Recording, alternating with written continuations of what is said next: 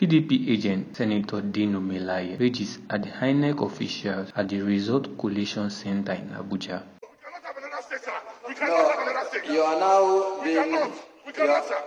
being disruptive. I am not disrupting. The Electoral Act says that what is uploaded you are now being disruptive. You can bundle me out, but the right thing must be done. I'm a party agent. You are now that is what the Constitution says. being disruptive of the process. I am not being disruptive.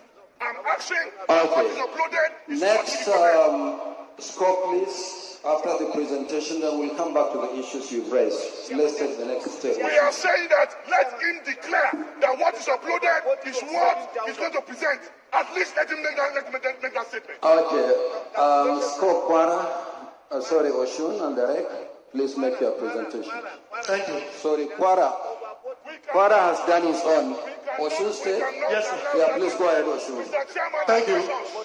Mr. Chairman, My name is Dr. Mutiu Olaleke Agoke.